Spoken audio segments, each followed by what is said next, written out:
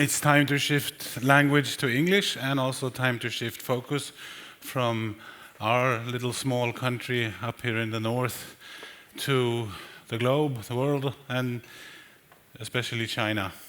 As you know, IVL has been present in China for many years, and we are very happy to have many of our Chinese colleagues here tonight. I hope you all take a chance to meet them and discuss them.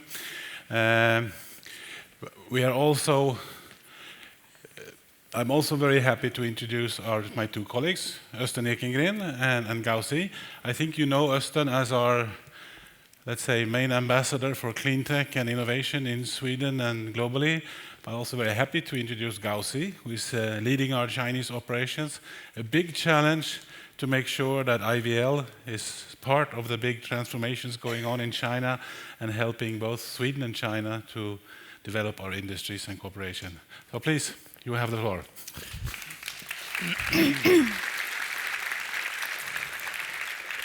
To be able to reach a sustainable society worldwide, Sweden's contribution will be to being a good example, but also support other countries. So in that, saying that, I think we should focus on China, which is the most important country from economy and environmental point of view. 30 years ago, IVL was invited to go to Tianjin City to give advice to the local government. We have been cooperating all the time with them. China was very much undeveloped. But when Deng Xiaoping took over the leadership, economy raised quickly. It's now the second largest economy in the world. But who has been paying? Environment. Enormous amount of carbon dioxide emission. We have a very bad air quality. We have problem with the water. But before saying what will be in 2050, I will also let you, Gao Si, give a more personal reflection, because when I came, you were only 5 years old. And now tell me how it has been, what has been happening during those 30 years from your point of view. Okay. Hey, allihopa. This is the only Swedish I can say. I remember '86 very much, because that's the year when my family purchased our very first TV. In black and white, but still, my hometown is located in the north of China. It's called Inner Mongolia. It has even less goods and services compared to big cities like Beijing and Tianjin. But things change very quickly. The roads and buildings are constructed overnight. If I go for one semester in college, when I come back, I cannot find my way home. And it is really honored to be granted with the opportunity to work for IVL. So I moved to Beijing and settled down my family there, so my children and I could even have more resources. But the resources for daily life is abundant now. On the other hand, the fresh air and the clean water is gone. It is a sad story, but within the sad, something good happened. During this period, IVL has set up its China presence, and from one person, we developed to 12 persons. From one seat, now we have 3 offices in 2 cities. Now let us look at China 2050. It will be the largest economy in the world. 27% of the total GDP will be developed, and also feeding 1/6 of the world population. And we will have a very healthy diet, still mostly consists of vegetables, but it will be grown without any pesticide. So I don't see any people. Michael, Anya, Eunice, where are you? You don't need to worry about those baby milk powder anymore. Now you could have some space in your suitcase when you come to China, because we have food safety. And Karen, you are not going to be stopped at the airport by the Chinese police questioning about those 20 bottles of fish oil. Yeah, and also this food will be irrigated from the wastewater treatment plant. The protein consumption is based on delicious soybean curd. I don't agree. But fish produced in sustainable land aquaculture, this I think I will like. This will be very important for the protein production. And if you do it on land, recover all the water, energy, and nutrients, it will be sustainable if you feed them up well. The food waste will be reduced from every loop of the food supply chain. And even if not reduced, it will be recycled and valorized to its full extent. But not just food waste, all other waste will be recycled, and you introduce the circular economy. Now European Union try to learn. This will be a realistic example of how it works in reality. And also people will be transported with very fast but high efficient ways, like the subways, the sky trams, or it will be transported by public transportations using biofuels or hydrogen gases extracted from waste. And also they will follow Bengt Sten's very good suggestion 30 years ago. Keep on using the bicycle. Now they must be back to that again. China will have its carbon dioxide emission peaks earlier than it promised to the world, and also the carbon dioxide emissions will drop tremendously. Meanwhile, we will be leading in many industries, like solar cells, like windmills, but it's not just leading in the number of productions, it will be leading in the technology advancement. And Sweden will take a giant step. The export from the clean tech sector will be at least 10 times higher than today, excluding inflation. But how could this happen? What is the barrier, the possibilities? First, you give some ideas, Gao Si. For me, I think the first very important thing is that multi-stakeholders must play their role. We know that from the government, there must be strong regulations and stringent standards. That actually my government do. During this year, there are many such things happening. But then, a strong implementation and supervision system is needed. And from the scholars, researchers, and enterprises' point of view, we should be more actively engaged in the innovation, which is a very important point, and also the technology development. And for the CSOs and NGOs, we need to call for actions and have different kind of initiatives. And finally, each individual should participate in those actions. And you know that anti-corruption is going on in China, which I see is a very good sign. It is not just a show, but a constant battle, which I believe would be very good for us towards sustainability. And also the international cooperation. Actually, among all those factors, the innovation is talked a lot by Chinese society, by everyone. Östen, could you tell us why Sweden could be so leading in innovation in the world? I dislike that question. Everyone is talking about innovation, but it's a long link from idea to real installation. And the history, like in Sweden and many countries, has been that you are a growing company when government and company work side by side.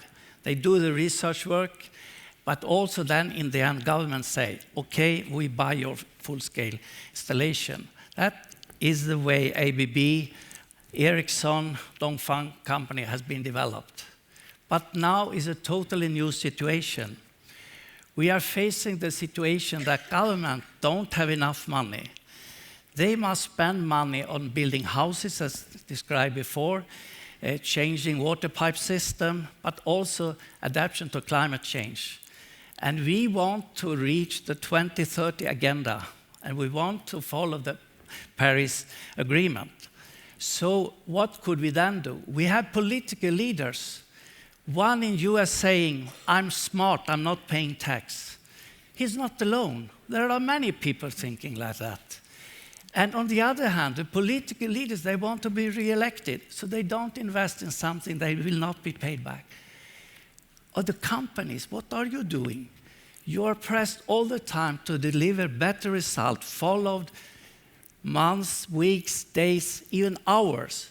So you are pressed to do it in very small steps. We need a change. We need really a change because we need money. And what will be the first thing to do? We think Sweden started very good with taxation of carbon dioxide. This must continue and be deepened. The year 2024, we will have much more of the taxes coming from green taxes and consumption taxes. Because if we do that, we can also change behavior. And China realized this 4 years after we introduced this. They follow our example because they must change the consumption, which is the most important to change, using these taxes. And what do you think about this? Is it realistic? I think it's a trend, but let's not forget China is very big with such a huge population. It is not easy to make commitment like this. Maybe it's not coming that soon, but it's certainly on the way. And when you talk about copy and paste, I would also like to say something. I think it is true that this part China needs to catch up, but it is not the knowledge nor the scientific principles that we are lacking. It is the innovative spirit that's absent. And we also need a system to stimulate our innovation rather than just pursuing the quick success. What more can we do? I have a very good news. Yeah. The year 2030, China and Sweden together convinced World Bank and what's the Chinese, ICBC Bank, to use life cycle assessment, life cycle cost as a tool when you should choose about innovation project. For a long time we have studied this, but we have used the wrong economic tool. So this would be a giant step to change, to have more strategic and long-term behavior. But we can also learn from what China is doing. Being a Chinese, I'm really proud because I know there is something that China can teach others. Because of the long-term strategic plannings, China has been very successful in handling the economic crisis. And now we are one of the most important economic bodies to drive the world economy. So in this sense, I think other countries can learn from us. But it is also something that I would like to mention. That is Sweden and China cooperation. We know about the famous case of Volvo and Geely. Actually, it is a perfect matching. Volvo is a company with mature technology, while Geely is a company that is rich and has a huge home market. Their combination turns out to be quite successful. We can foresee that by the year 2050, there will be a lot more such cases happening. And Östen, do you have some cases or technologies that's developed from Sweden that can be ready for the world for cooperation? I will only mention 3. The first one is the missing piece in the energy system, storage of electric energy. That is really good. Another one is what is talked about before, production facility, where you take the wastewater, produce water to be reused, produce energy, produce nutrients. That is for the world market also. Transportation, we have many good companies in Sweden.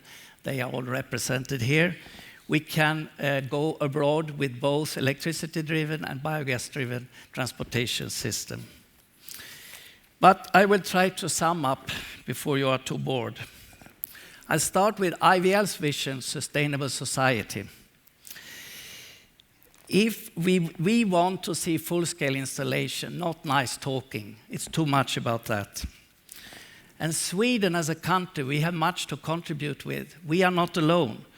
We should go together with government agency, researchers, consultants, and companies to introduce the Swedish solution. That is the meaning of Team Sweden. But why are we waiting? We must move on. Together with that experience, a green taxation and taxation on consumption, together with introduction of life cycle cost, will give us a tool for a new foundation for the future. And together with China, we can develop many solutions and go to the world market. When this is done, I can tell you something secret. The year 2026, China will be the happiest country in the world. Why? They will win World Cup in football. They've been longing such long time. And do you know, the coach will be Lars Lagerbäck, an assistant coach Tud Grip, a copy-like of Deng Xiaoping. And after the final, he said to the interviewer, it doesn't matter how they played, what matters is to win, and we won.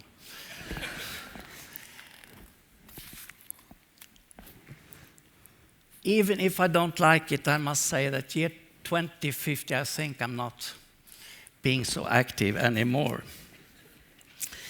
But Gao Si, you are one of the smartest girls I ever met. And I want to hear your vision for the fast-growing IVL China.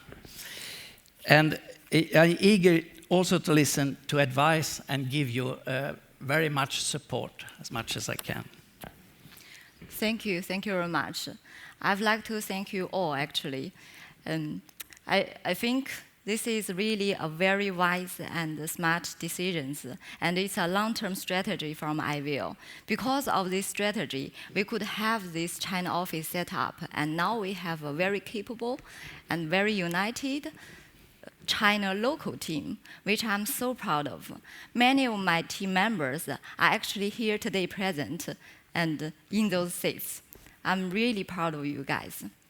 I think we cannot be here and achieve all this without the strong support of all the IVL colleagues and also the Swedish organizations, public and private, especially to those organizations like, I'm going to read it. Natur was väget, energi myndigheten, Vinnova, tillväxtverket, etc. Okay. Yeah. Very good. Yeah. But I still have some. I still have something to say. Actually, I think we could definitely contribute more in different angles towards the China and Sweden cooperation, and we can play more active roles. And I also have a prediction in 2050. I think there's a possibility that by the year 2050, my office will have more number of employees than that in Sweden. That's possible. That's possible because we have so many opportunities.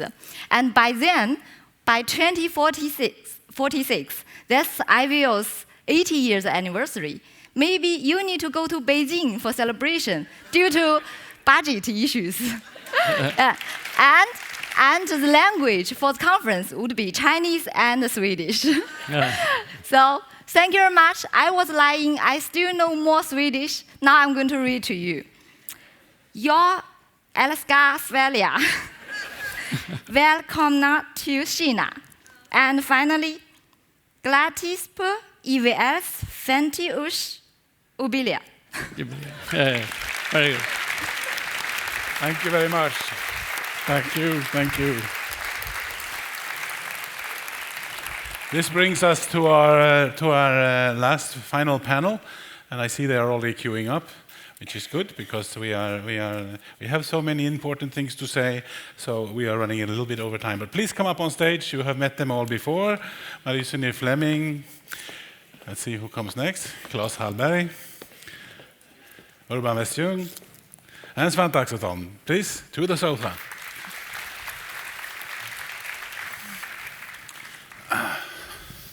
Now, I think I will ask one very straightforward question to you based on this presentation. The vision is that China and Sweden, the industries, join forces, take on the big problems we have, convince the world that we need long-term investments, thinking about sustainability.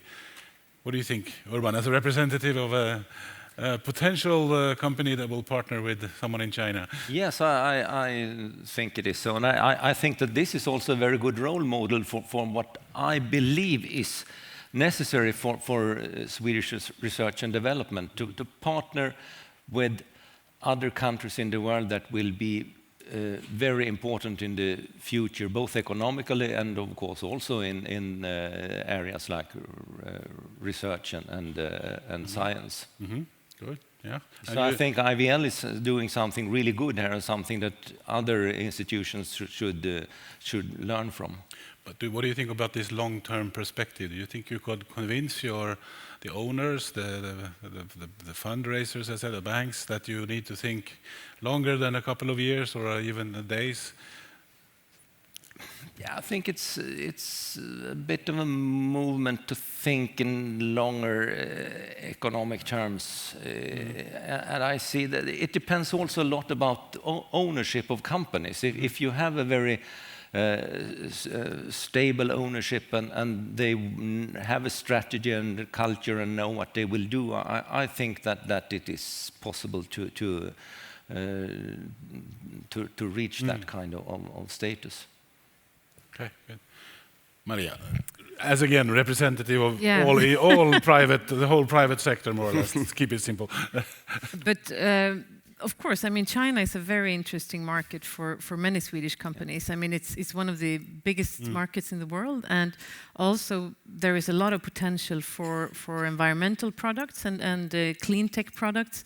And I normally say that I'm very proud of representing the Swedish business sector, because generally there are many companies that have very good solutions that actually could help to improve the environment in other countries. So, of course, this is a very positive move from IVL, and hopefully this will open up for even more cooperation between other Swedish companies as well. And do you see a potential for, let's say, even, I mean, the Swedish industry is good, but maybe in 50 years we need to be even much better, and this is the innovation I think Östen and Gao Si were talking about. Yeah, I mean, this is challenging. Of course, China and Chinese companies, for example, they're getting better and better all the time, being more productive and also having other kind of products. So, of course, for Sweden as a very small country, and actually we're very far away from China as well, and we're very far away from many big growing markets in Africa, in South America, for example. So the Swedish business climate in general needs to be very good in order to us to have the company still here in Sweden. Actually, for Scania, it might not be a problem. But if you're a Swede, you would like to have companies in Sweden. Scania, as a company, as a global company, they could move their businesses otherwise. So I think that is a challenge to us as Swedes. We believe in Sweden. We want Sweden to be a good country to stay in. But we need also to think on how to create a business climate for the companies to come and be here, and then work from Sweden towards all these big markets in the future. So it's challenging, the future, challenge. But it's also a lot of opportunities, of course. Of course, always. And that's always how we think it. Claes, Axel Nobel, again, a global company. Yeah, and certainly China is a big growth market, no doubt. And of course, right now we're looking at a joint venture with a Chinese company, and as a chemical industry we are not investing in China because it's cheap labor, because labor costs are not big for us. It's raw materials, energy and so on, and it's virtually the same. It's the growing market we want to go to, and that's really important. And about what you said, are they gonna pass us? I have an example. It was very embarrassing. We had a Chinese delegation at our head office in Amsterdam, and our sustainability director said, well, you know, we in AkzoNobel, we only have 30% mercury-based chlor-alkali business, and that's much better than European average. This was some years ago. And then the Chinese guy said, in China, we have no. Yeah. when they decide something in China, they change quickly. So maybe partnership with Chinese companies to come up with these new materials we talked about in the other panel that don't need paint, and that would make a major contribution both to your company and to sustainability. Depends on the material, of course. But, so that's not, but it doesn't sound too strange in your ears. No, it's not strange. And I also want to comment on your question, can we think more than 2 years? Well, we are working on, for example, having a carbon price on our investments, and then we also we have it, but really taking it into account for real in the books and everything. And then we have, for investments, if we expand a plant, then we have a lower price, and if we invest in a completely new plant, we have a much higher price, because we see that as a 40-50-year investment. So you are already thinking long term in terms of the investment. yeah, at least parts we're trying. Is that realistic to see that we see? I mean, like you all said, a slow shift towards from this quick annual breakdown to maybe investment over that you think 30 years ahead, and you have to think about money, about sustainability in all senses. Is there something going on in industry, you think? I wouldn't say, I mean, I think it's been there all the time, actually, because, I mean, you don't run a company in order to close it down in the next quarter. I mean, you really want to stay in the market for a very long time. So I think you need to be able to focus both on the short-term result, but also on the long-term. And if you don't continually develop, you won't be there in the long term. And you need to think about sustainability of all the criteria, so environmental, economical, and the social. And as knowledge grows about this. Okay, Svante, you are here now. In this panel, you are representing your own job, but also the Swedish government in some sense. So what do you think about industry's part in this transformation that you are going to work with in the next few years? I think we have a huge challenge how we can shift the technology in the open economy. And we have obstacles in EU right now. We can't support the companies to take this technical shift. And if we can't solve that problem, it's very difficult to the companies to take this big shift. I think we need to put public money into these industries like SSAB and others. They can't do that themselves. So I think should Sweden still be a leader, we have to be a test market for new technology, and we also need public procurement, also private procurement, but especially we need to use public money if we are going to take this huge shift.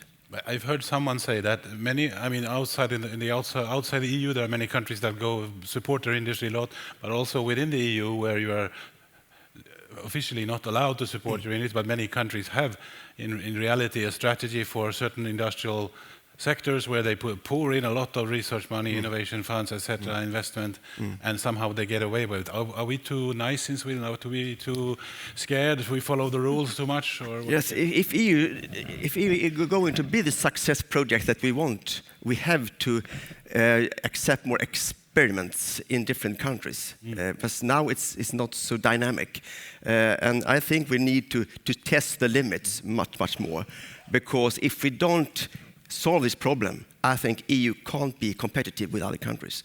So this is a very crucial point. If we can make this transition in an open economy, we can't compete. So now we are all wanting to say something about this issue. Okay, let's start with Urban. Sorry, what did you want me to say something? Well, I thought you were waving about this. Yeah, I was waving some minutes ago, and now I can't remember. Okay. But anyway, I think that it's very important. Svante was talking a little about public procurement, for example, and I think that is a quite important part also to move away from this short-term economy, because often the purchase decision is made on the price, not if you look on the life cycle cost of the product you are purchasing. And that is I think that you have a very big distinction here, because if you start to buy products that give you the lowest cost over the lifetime of or life cycle of the product, then you have started a process that is really good for a company like Scania, for example, that don't have the cheapest products, but it might be cheapest to be the owner of such a product. And in the long term, more sustainable. Yeah, exactly. Yeah, Maria. Yeah, it was about the state aid rules that Svante mentioned. I mean, actually, the state aid rules have served Sweden quite well, and also have helped our industries, because it's made a sort of level playing field on the European level, how much money you're allowed to pour into different sectors when they are in a crisis, for example. But of course, I know also the obstacles with the bio-based energy, for example. I mean, that is a problem. But I wouldn't say that that Sweden should overrule the state aid rules. Testing the limits. Yeah, well, that's an issue of definition, but actually it is the companies that become, they have to pay back the money. If the Swedish government decides on a support that is not okay with the state aid rules, then it's not the state who have to pay the money back, it's the company. So I think it's a very dangerous strategy. We need to share the risks. We shall not blame the European Union for all these things. I think it's still quite fair in the EU. But I mean, you also see when the United Nations when they buy things, for example, they often have this decision on lowest price. And I don't know how it is in China, for example, on public purchasing. But we need to spread this vision that is possible to buy things on other conditions. I know, Klaus, I just want to comment on how other countries are acting and so on. I had a presentation for 20 people from the Dutch Economic Affairs talking about internalization of environmental externalities and so on. You know, at the end they said, okay, this sounds great, we now understand what you mean because we work on this, maybe not only environmental costs but other costs. And then they said, how can we help you? And I thought, I don't know exactly, maybe you can, talk about it more in open media and so on. No, how much money do you want? So that would not happen in Sweden. That would not happen in Sweden, no. It never happens to us. But I think one success story I need this transition, because I think we are very, very lack of time. We need really a big jump into this new technology. I think Eco-Design Directive is a very successful directive that can prohibit old technology, like glödlampan, and we got this LED lamp. So we can make decisions in the EU level that prohibit bad old technology, and that makes lower risks for the company. And that's the most important thing now, to have very low risk for the companies. And that's easier for them to decide if we know what we want. What about, I was thinking about big industries as also a driving force in procurement. We talked about the government, of course, buying a lot of supplies and customers, but what about your internal work? I know we've talked about it before, that Scania is buying from a lot of other companies delivering product. I assume Axo the same, and then most companies buy from business-to-business transactions. Is there room to put more strict demands on sustainability issues within sort of the business-to-business relations? I would say that process is going on. Yeah. I would say that especially in public procurement, we could have more demands, and we could be more open and flexible in Sweden. Because when we sell things in Europe to public procurement, we can sell on environmental issues, but in Sweden we follow the EU rules that says if you didn't have it in the offer to start with, then you cannot talk about it later on or similar. So we are more strict here in Sweden in the interpretation of the European law, which is limiting us to sell environmental solutions. I think this is the last panel of the day, and I think I would like to ask you one last question, give you maximum 1 minute each, or a little bit less. I mean, because we've heard all these visions now today, and also but I've also heard a lot of good suggestions, not only from IVL, but also from all the panelists. If we do, we have many challenges, we can agree on that, and we have many possibilities. What is the sort of, what do we go back to tomorrow? What is the challenge we start? I mean, don't solve, but the challenge we take on tomorrow. Is it the lack of government support to industry, or that we talked about here, or is it some technology shift, or what is it? What is this? Whoever has one, top of the mind should start. Svante, it looks like he wants to say something. I think it was interesting to listen to very different type of visions here, and I think the main issue just now is to have this good storytelling, because people, the politicians and many people in the streets are more afraid of concrete decisions how we can solve the climate issue compared to the climate change.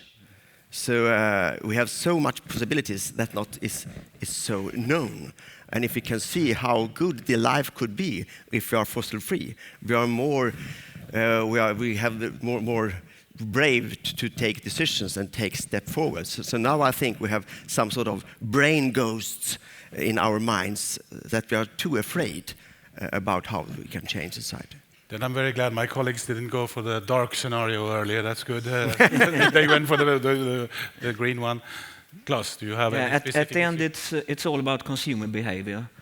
We as a company do as our customers are asking us to do, and they do what their customers are asking. So if we can change that completely with the help of more information, education, and so on, that would make a real big difference. Good. Maria. I think the business sector is there is a big possibility to actually make a difference, and I think also actually to get more Swedish good products and companies out there on the world market, that would actually help also the change globally. And that means good conditions for innovations and production in Sweden. It does, definitely.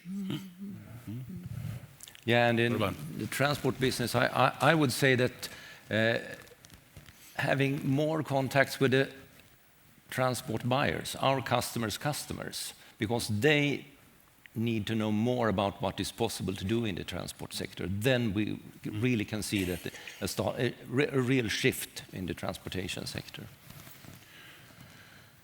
Good storytelling, change consumer behavior, good politics and climate for business and corporations. Yeah. I think that's pretty good, isn't it? Yeah? Thank you very much. Thank you. Thank you. Thank you. I think we could have spent 2 whole days with these panels we've had. They have been so interesting discussions, but let's continue afterwards. Thank you very much again. Thank you. Thank you. Thank you.